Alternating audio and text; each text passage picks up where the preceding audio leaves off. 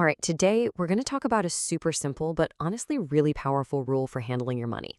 It's called the 70-30 rule. It's a way to think about your finances that's less about a strict budget and more about building a solid future. So let's get into it. So let me ask you something right off the bat. Do you believe you have to be totally 100% debt-free before you can even start thinking about investing? It's a really common way to think, and it makes a lot of sense on the surface. Well, here's the thing. According to the source material for this explainer, that exact belief is one of the single biggest financial mistakes a person can make. It sounds like the responsible thing to do, but it has this massive hidden cost. Okay, so let's really dig into this. Why is this very common, very logical assumption actually a trap when it comes to building wealth over the long haul? I mean, the logic seems solid, right? You think, okay, I'll pay off my student loans, get the car loan handled, crush those credit card balances, then I'll get serious about investing. But that whole wait and see approach completely ignores the most powerful force you have in your corner. And that brings us to the real cost of putting it off. When you delay investing, you are giving up your single greatest advantage. That's it, time. The source is crystal clear on this. The number one key to success in investing isn't how much money you start with or being some stock-picking genius. It's about how much time you have on your side for your money to grow. Think about it. Every single month, every year you wait, that's a lost opportunity for growth that you can never, ever get back.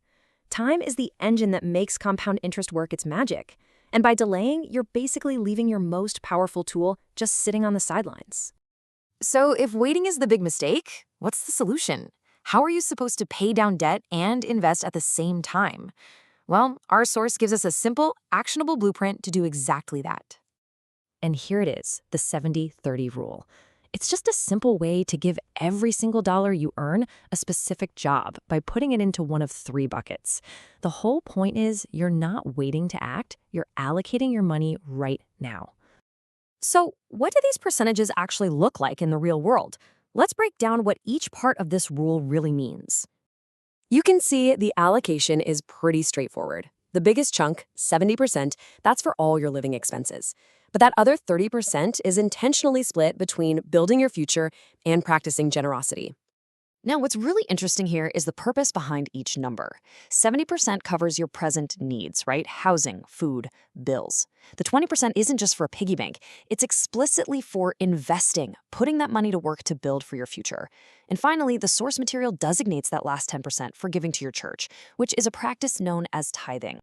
So as you can see, this isn't really presented as just another restrictive budget. It's framed more as a principle of stewardship, a whole mindset for actively managing your resources that takes care of your present needs, your future goals, and your spiritual commitments, all at the same time. And that really brings us to the final thought. Instead of seeing your finances as a series of hurdles you have to clear one by one, this rule offers a balanced, simultaneous approach. So the question to leave you with is this. How could a simple, consistent principle like this one completely transform your own financial journey?